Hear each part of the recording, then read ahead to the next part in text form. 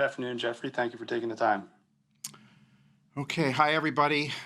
First of all, I want to thank you all for taking the time. It's usually we do this every March, and I'm very aware that there's been a time gap of really being able to get together. But the main thing is to see you all and see you safe. And my best wishes to all of you, your friends, your family, and everybody. It's been quite a difficult year in so many ways. And so I think I'd just like to say a few words and then open it up to really any kind of questions you want to ask. You guys can determine everywhere we go on this. I'm going to try to really shoot from the hip and really just express myself in every way I possibly can and try to speak from the heart. That's really, I think, the best way here. I think that one thing I said in March in the statement that we made is that there's just so much pain, and there's so much pain both in our country and around the world. And obviously, we're going through two terrible pandemics, one that's existed for the history of our entire country, the pandemic of systemic racism, violence to minorities, oppression, all that kind of activities that have been part of our history. And obviously the once in the last 100 years health pandemic that's been devastating as well. I think that the important thing with systemic racism and all the behaviors that stem from it are that we all live and experience the pain and at the same time take ownership in that's who we are. I really believe that. It's not that it's the other. It's all of us. It's our country that we love, and it's our friends, it's our family, it's people we work with, it's everybody. And I think there's two real elements of it that I find particularly important. And one is to take ownership of it and step aside for a moment and listen and listen and listen, and then try to use the gift of elevation, which is a human gift, and take ourselves to a higher level of ourself and try to figure out what we all can do, both as a country, as a city, and ourselves and our football team. What can we do to be part of the solution? This has been going on for far too long, and it's our history. It's really important, though, I think, to feel the pain first and not anesthetize it. And I think in our country, and it's only natural in societies probably around the world, that we suffer a lot of events, a lot of pain, but we then move on, and we move on too quickly. And so people become statistics, and that's not really what this is all about. When George Floyd is murdered, okay, that's a single black man whose breath is taken away and who dies from exactly what took place. And yet, it's somebody we don't know. It's somebody that is a name to us, but we don't know much about that person, about his family, about the troubles or successes that he's had as a human being. How is he as a sister, a brother, a son, a father? We don't know much about that. So one of the things I try to do, it's been sort of a lesson to myself, is how do I exacerbate the pain? Because I don't want to be numb to it. And so, what I tend to do, and it's just personal, is I will take somebody that I either know or widely admire, and I'll put them into that face. And I'll say, okay, What if that was Kobe Bryant, somebody else we lost? What if that was Kobe Bryant, whose breath was taken away? How would we feel? And so I go to places like that so that I can fully feel the ramifications of taking somebody's life like that. Ahmaud Arbery, there's a great example. Somebody gunned down like that. Okay, what if we took somebody else we recently lost, Chadwick Boseman? That was Chadwick Boseman. That wasn't somebody we don't know. That's somebody that we admired, universally respected for enlivening ourselves and our lives. So you could find an older victim, and it could be Coach Shula, somebody else we recently lost. Race doesn't, it can be white, black, or different. It's not about that.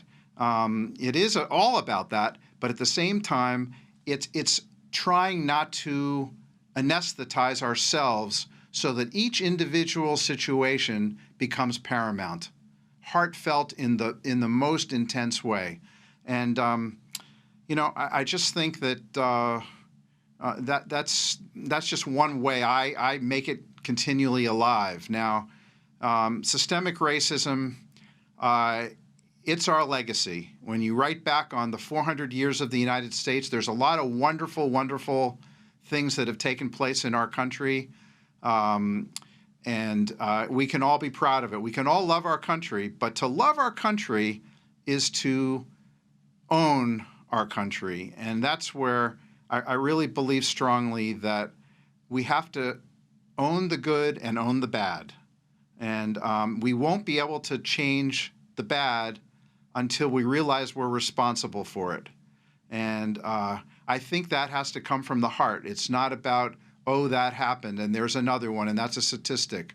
That has to come from opening our hearts.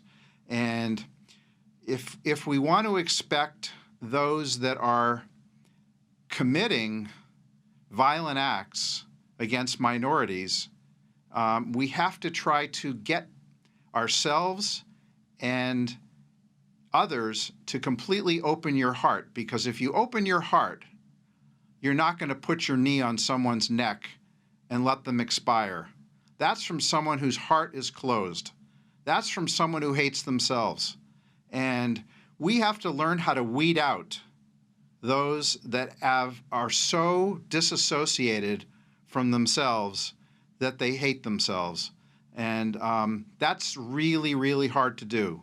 So when we talk about police training, where we talk about legal training, where we talk about healthcare training, where we talk about anything, we have to emphasize the importance of loving yourself, respecting yourself, because the narcissism, the hatred, the taking it out on others, the violence, the superiority of treating others as lesser, that's all self-hatred. It's inculcated racism, it's self-hatred, it's self-loathing, and it's a pandemic in and of itself.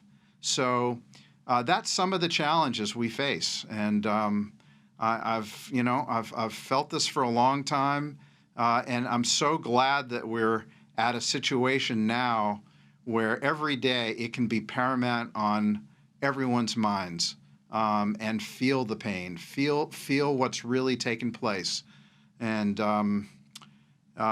it's from every tragedy, we've all had tragedies in our own lives. From every tragedy is an opportunity, and resilience can kick in. And I know in my own life that's been the case. Some of the most wonderful opportunities have occurred from tragedy. And so as a country, we're experiencing multiple tragedies all at the same time. Lots of stress.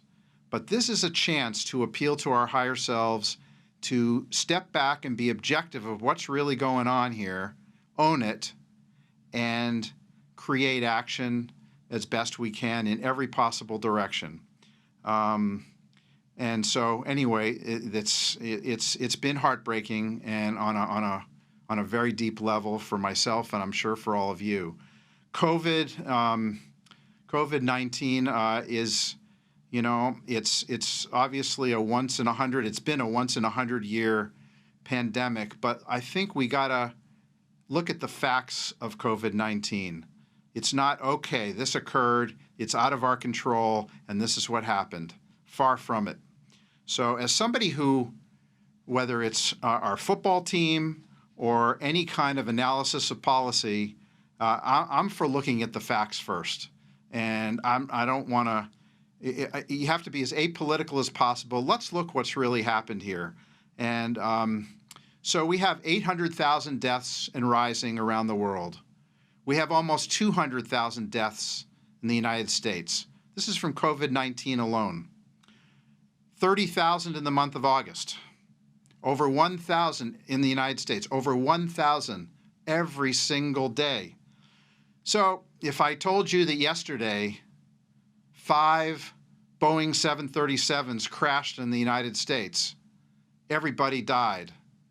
Well, that's every single day right now. Every single day. It's been like that for many weeks.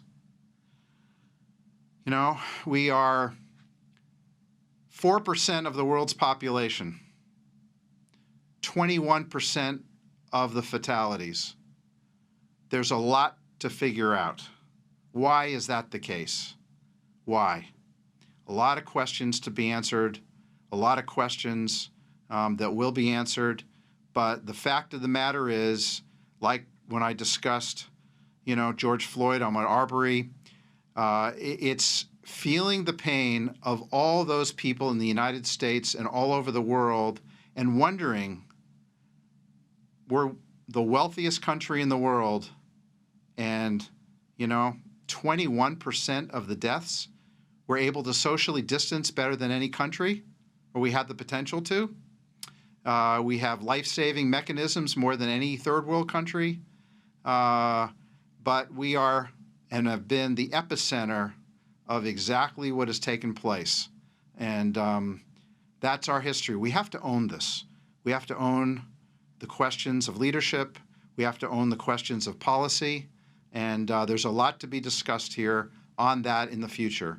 But that's the reality I think we face. I'd rather just say it straight out from my heart. It's heartbreaking. These are needless deaths.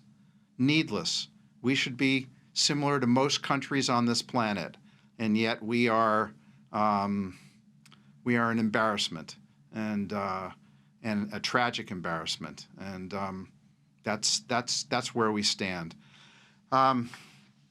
Anyway, you know, at the same time, I want to give you all the respect. If we haven't had a chance to talk, football seems awfully trivial at the moment, but it's coming upon us. We love the sport, and I think it's important to open up also to questions, you know, that relate to the football season. So I think that there's a few things that are topics that, you know, it's worth just mentioning because we haven't all had a chance to get together. One of them is, you know, somebody we're all really, really close to and respect won the Super Bowl. And Andy Reid, I know I love the man, and I couldn't be happier for him. If it wasn't going to be the Eagles, I'm really, really happy it was Andy. And he'll probably have a chance to win many more. We have a player that's going to enter the Hall of Fame. That doesn't happen all the time either. Somebody we love and respect in this building, Harold Carmichael. And he's finally going to get an opportunity to enter the Pro Football Hall of Fame. And I just want to mention that as well. We've also had significant people that we all really care for and respect that have passed away recently, from Coach Shula to Howard Mudd, Pete Retzlaff, Timmy Brown, fellow owner Mike McCaskey. There's a lot of people that have obviously passed away in the last multiple months with the pandemic, but I can't help but mention some of those people because they're all close to us, and Coach Shula is one of my heroes. On the football side, you know, a monumental event was the passing of the new CBA, obviously, and the next 11 years will be in a great partnership between the teams and the players, and it's even you can see it in evidence now with the working together with the protocols for COVID-19 and social justice and everything. It's quite an improvement over decades past, and I'm just proud of all the work that did go into this on everybody's behalf, and Roger Goodell, D. Smith, and everyone else that was a part of that. And lastly, before I just open it up to questions, I don't think there's ever been a time when we all realize the importance of voting. And voting has ramifications, everybody, as we know. And maybe it's taken some of us too long, myself included, to realize that, from lower down on the ballot to the highest levels. And we have a very important election coming up on November 3rd. And one of the things we're offered to do is to open up Lincoln Financial Field to be a polling place if needed. We're also going to close our offices that day. We're encouraged also our staff to be volunteers in the pre-polling in terms of registration or any help we can be to maximize people's ease of voting, no matter how they're going to vote. We want to see that happen. Too few people that are even registered to vote, I think it's like 60%, even vote in this country. And we're dealing with some really important issues, and I think there's a chance to really make a difference when it comes to that. And Philadelphia and Pennsylvania are obviously at the epicenter of potential outcomes in the election. So I encourage everybody, and the Eagles will be 1,000% supportive of that effort. Anyway, I don't know what directions you all want to go, but we're all hurting, and I just appreciate you all taking the time to talk to this one person. So open it up to questions. Okay, thank you, Jeffrey. We'll open it up to questions. We'll start with Dave Zingaro and then Zach Berman. Hey, Jeff, it's good to talk to you. Dave, good to talk to you too. You guys have had some pretty deep conversations as it pertains to racial and social injustice. You, as an owner of an NFL franchise, what do you feel like your role is, not just having those conversations, but action after them? To me, action's the most important. The conversations need to take place. They've always taken place with our team. Going back a few years, we've always had, a very close-knit atmosphere between our players and ownership and executives, and I think it's served us well, and it continues to, because I trust our players. I trust the direction and their feelings of hurt and where they think we should go. And I'm more of a listener, and I'm somebody that wants to fully support, with the resources of our organization and our league, whatever actions that are deemed the most sustainable. So if I can be a guide in terms of where I think things can be sustainable, then I'm there for them. But I as I said to them, I think yesterday or the day before in our meeting with the Social Justice Committee, was I'm here for you guys. You guys take the lead, and you will have, as you always have had, our support. And that's just the way we've naturally operated. I'm really pleased with how they are looking at these difficult issues and want to come up with something that's sustainable, not be the first to come up with an action plan, but to come up with things that are really sustainable in the community, in the city, in the country. And, that's my role. Go ahead, Zach Berman, and then Peter King. Hi, Jeffrey. In regards to the health pandemic, what makes you confident that this season will be able to take place and be completed? And how do you feel about the decision not to have fans at the stadium to begin the season? Well, I am optimistic that we'll be able to play our games. So far, things are going awfully well in terms of the protocols. They're very, very detailed, and rightly so. And I'm optimistic, Zach, but I'm also really cognizant that the virus will control that. We will not control that. And I think Dr. Fauci has said that many times. We will do the very, very best we can as a league and as a team to try to keep everybody as safe as possible.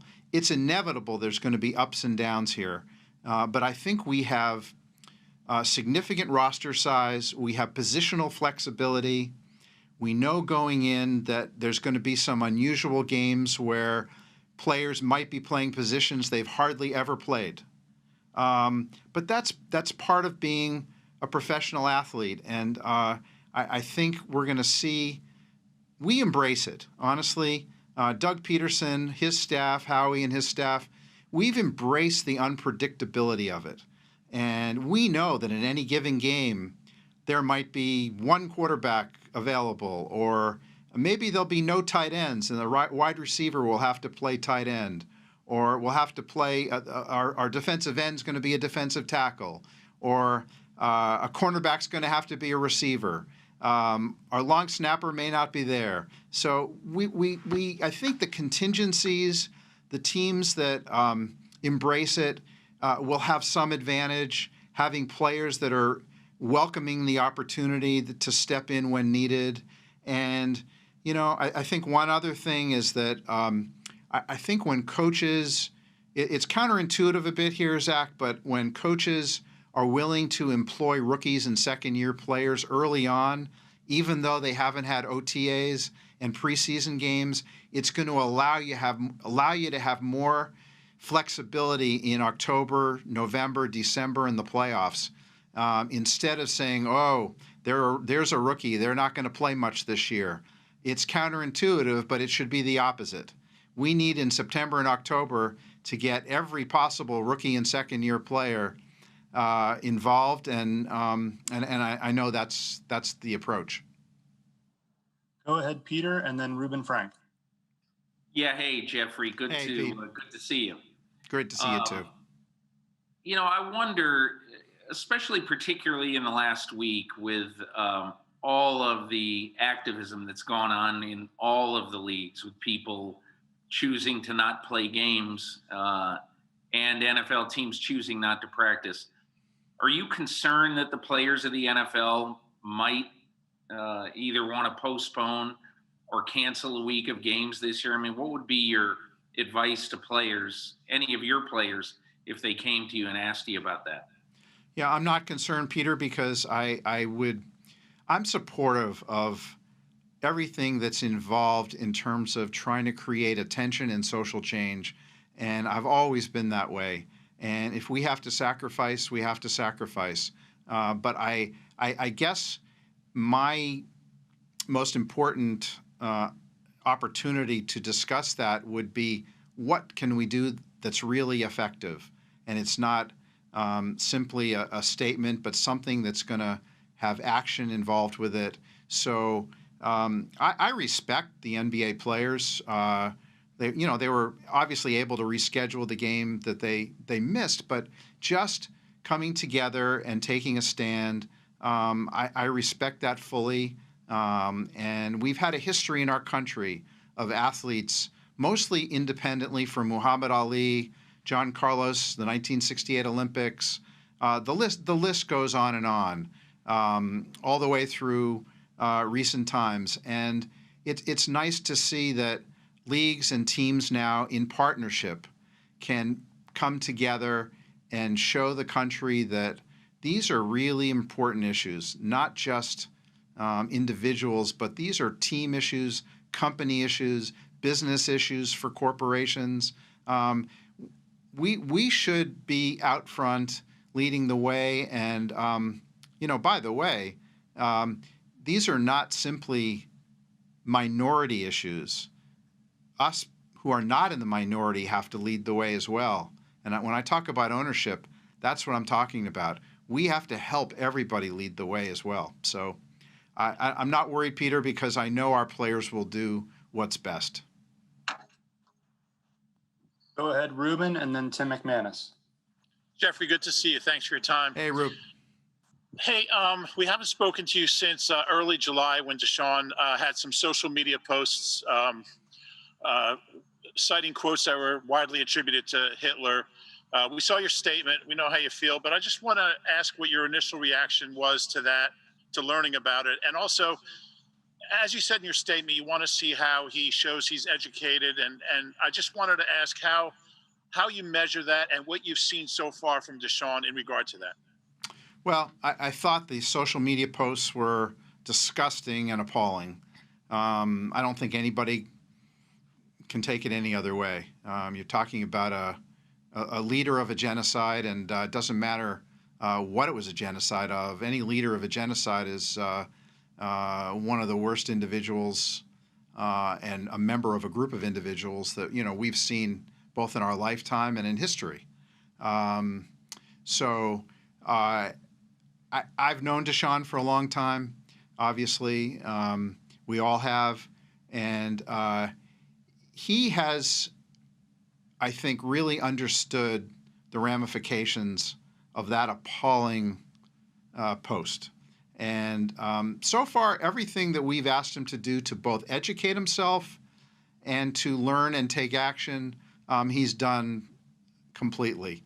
So I would hope that would continue, Rube. And, I also think that in life, you have to understand fully where a person's coming from.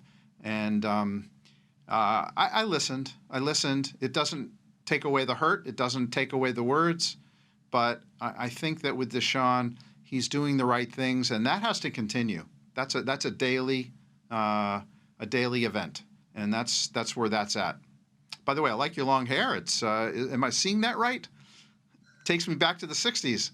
A little shaggy. Think we should go watch the Grateful Dead together. Come on. I'm in. Okay, You in? we'll go to I'm in. we'll go to Tim McManus and then Jeff McLean. Hi, Jeffrey. Good to see you. Tim, hi. Hi. It's been 4 years since Colin Kaepernick first protested on the sidelines. Reflecting back over those 4 years, do you feel like NFL leadership kind of let the players down on the social justice front collectively? And what kind of knowledge was gained from that to apply moving forward? Yeah, I think that most of the things that Colin was talking about, many of those, not all, but many of them struck a chord, certainly struck a chord with me. They weren't that different than, I've been watching, hearing, and listening to since the 60s. And so I think that the NFL probably didn't listen well enough to what he was really saying, because I think that we could have, as a league, listened more. That's all. Listened more and not reacted in anything but a listening and learning mode. So, yeah, I mean, I think you listen and you learn, and that's how I look back on it. Jeff McLean and then Bo Wolf. Jeff, you've always been at the forefront of wanting innovative offensive minds on your football staff. And this offseason, you guys made some significant changes in that regard. You let Mike Rowe go and Carson Walsh, and you brought in Rich Scangarella, Andrew Breinerd, Marty Morningweg. What was your involvement in those decisions, and how do you think it's going to play out with so many different voices in that room now? So I think that we've always emphasized offensive football and trying to be as dynamic as we can be. The last couple of years, we were all, as a group, not satisfied with our offensive production. And it didn't stop us from making the playoffs. It didn't stop us from making a postseason run. But we always have the belief as an organization, it's part of our DNA, that you want to be a top 5 offense to have your best chance of winning the Super Bowl. And so these are questions and discussions that happen year round. It wasn't about any particular people. It was, these are our goals. What can we do to achieve, and were we stagnant in any possible way? Let's be as self-critical as possible and try to get to the bottom of, is in every way we can, because that's what we've always done.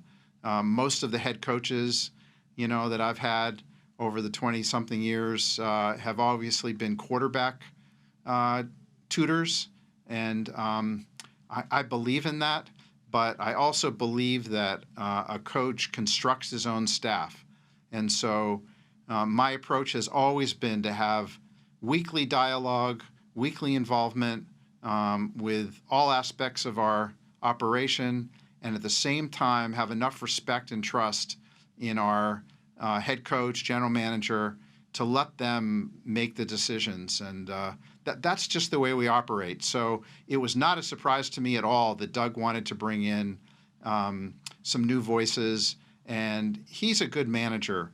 Having a number of coaches around him, that's just a resource management.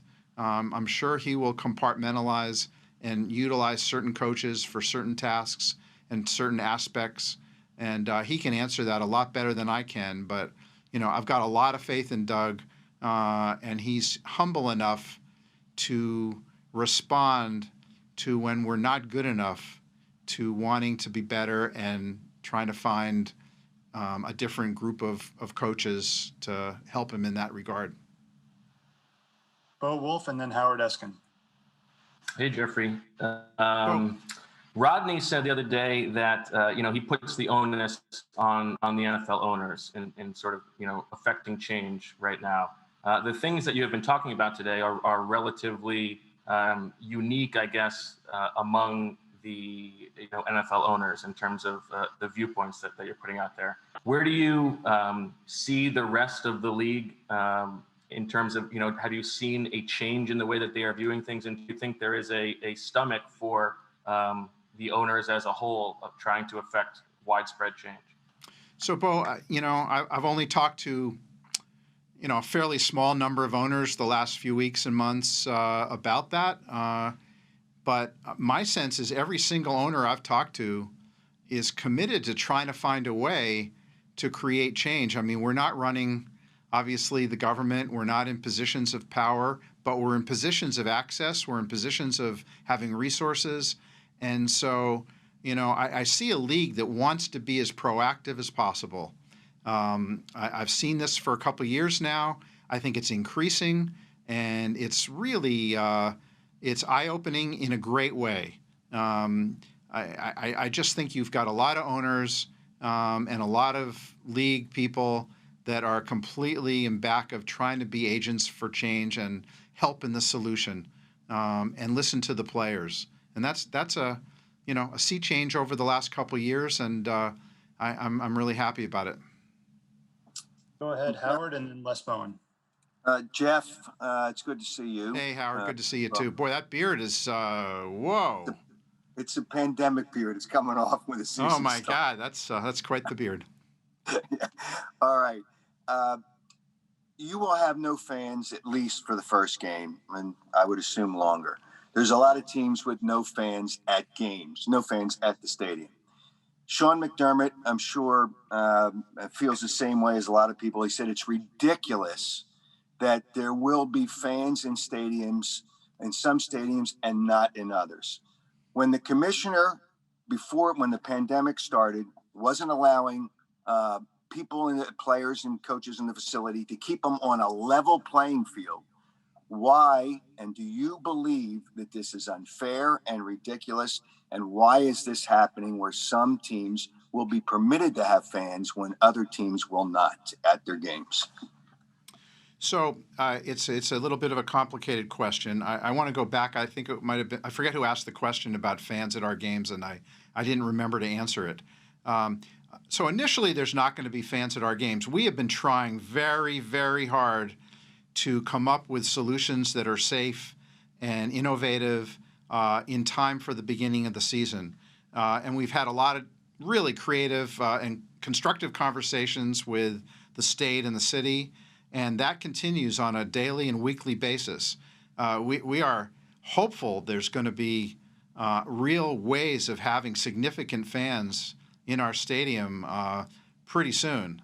Maybe not for September, but after that, and we're looking at innovative ways of testing, with rapid testing, with point-of-care testing, with home testing, there's a lot of ways to kind of approach this, and we've been incredibly proactive, working with companies around the planet to see what they're up to and whether we can implement testing procedures that would allow the public, because that's the first thing is we love our fans. We know we've got a big home field advantage. We even have an away field advantage in places, as you know, like Washington, Los Angeles, Miami. And so it's frustrating, but at the same time, I've got to say, we as a team, Doug leading the way, really embrace, we're out to win every game. And yes, maybe there's an advantage for a team to have 10,000, 20,000 fans, but we're not going to let that stop us. We embrace the situation. Do we really want to prevent those 20,000 fans in wherever it is to be unable to watch their team play because we're not able to have fans, on the East Coast? I don't think so. Fans are the backbone of the sport. And I really believe that I wouldn't want to sit here and tell you that we're going to stop those fans in Arizona or wherever it is from attending if it's safe there just because we think there's some advantage. I'd rather have them enjoy our sport. So I know that's different than Sean, but as just as a philosophy here, whatever the pandemic brings, whatever the ramifications are, let's embrace it completely and try to win every single football game and go full force ahead. Go ahead, Les, and then Rob Motti. Oh, Jeffrey, I'm sorry Hey, I don't Les. look that much different than the last time you No, saw you look me. identical. So it goes. I was actually going to ask part of what Howard just asked. Okay. The part of it he didn't ask is, so if you don't have any fans off season, do you have a ballpark figure of what that financial impact would be to the Eagles? And have you had to lay off any staff? No, we've made a point of not laying off anybody. That's been a very, very important point for me, and I hope it's never necessary. Of course, there's significant economic impact, but I honestly, what's the unemployment rate? It was up to 22% the other day. Before there's been, I don't go there, honestly. We're in a sport that is unbelievably attractive, thriving. The television business will rebound. I would rather worry about everybody else and right now not worry about us. Obviously, there's an impact. Thank you. Go ahead, Rob, and then John McMullen. Hey, Jeffrey, thank you for taking the time. Absolutely. A couple questions ago, you were asked about conversations with owners and other owners, and you said you've spoken to some of those owners.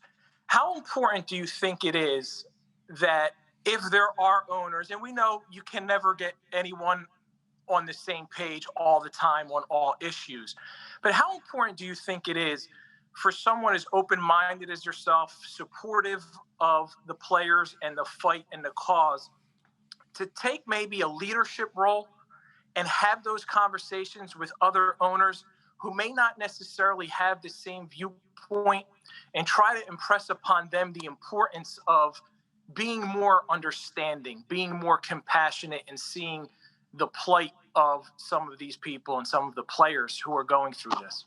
So we have some meetings scheduled, John. We have some meetings scheduled.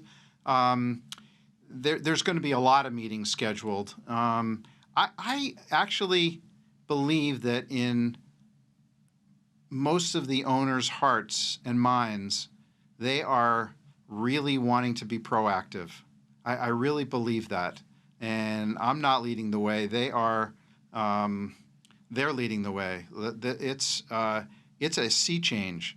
And, it's very important, though, that we support policies that are part of the solution and in terms of elected officials, locally, statewide, and maybe, obviously, important nationally.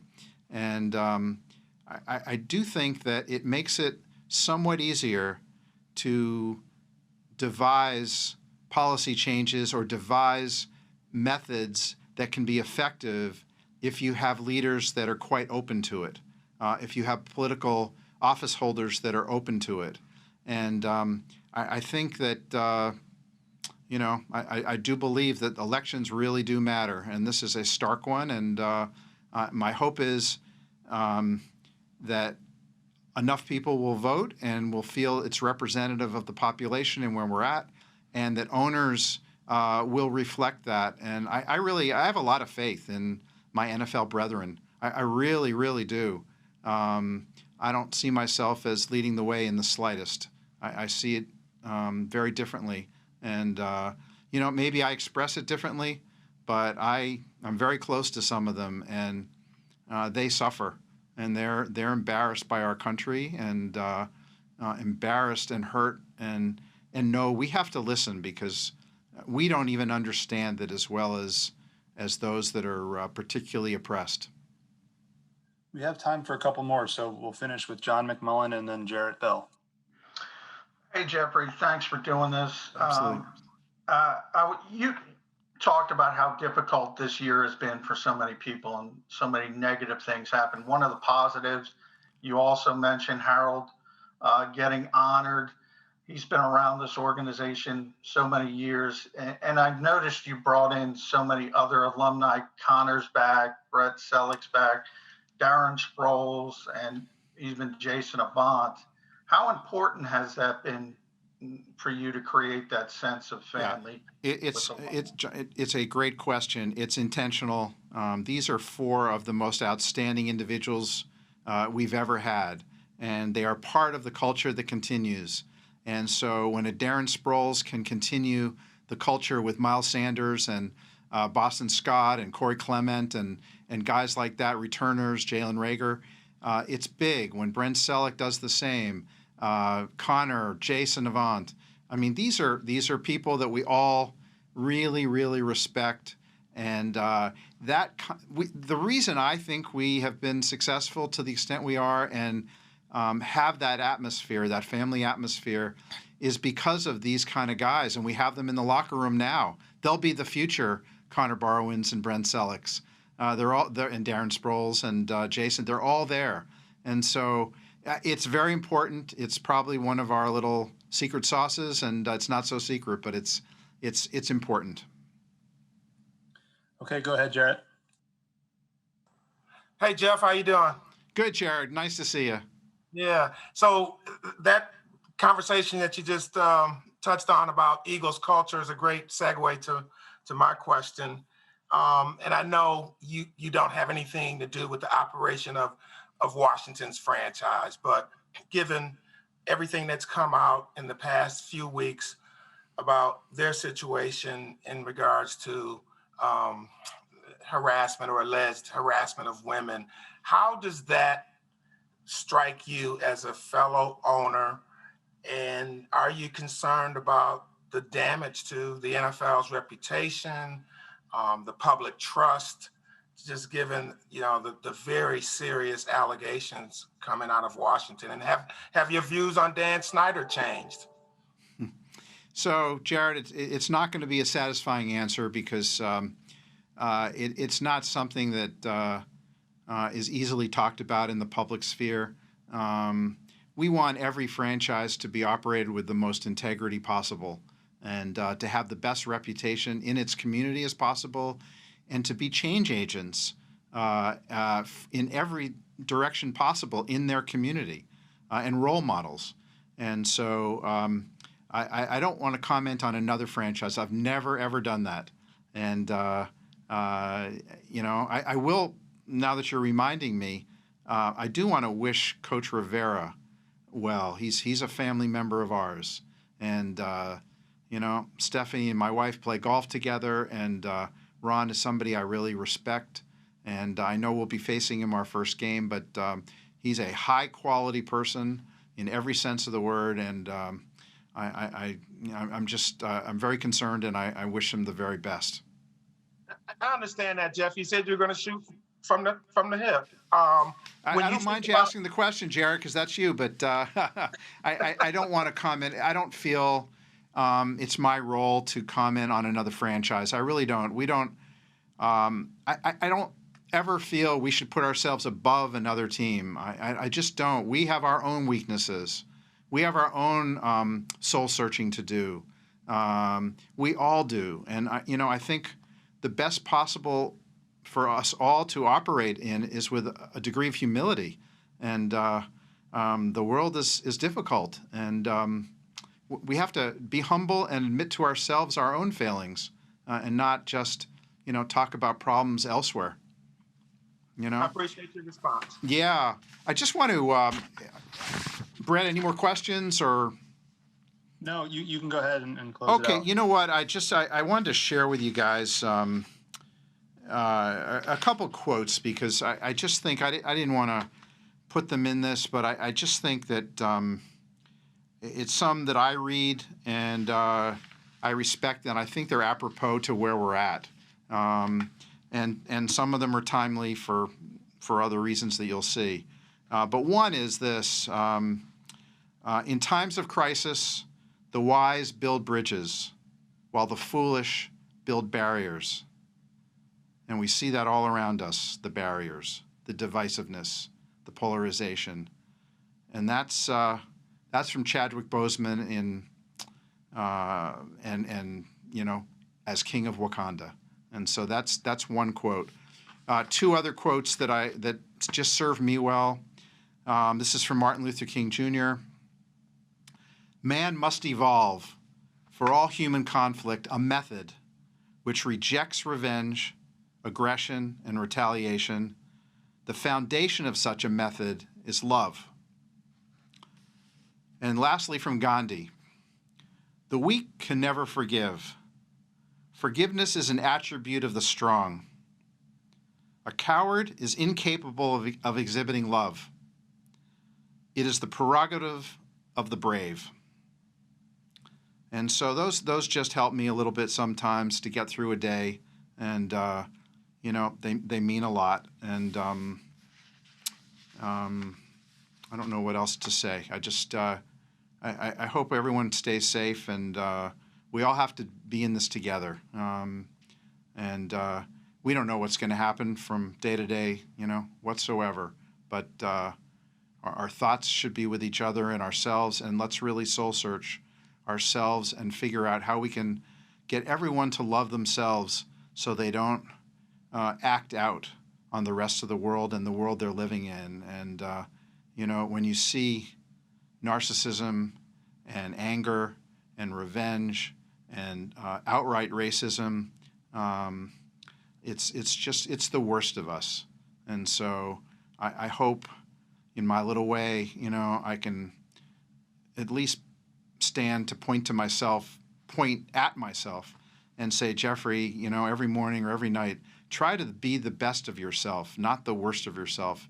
It's easy for us to stoop low, but it's much harder to step above it and to be the best of ourselves. And I don't know. I'll leave you with that. It's far from perfect, but I'll leave you with that. So thank you all very much. I took way too much of your time, but anyway, thank you.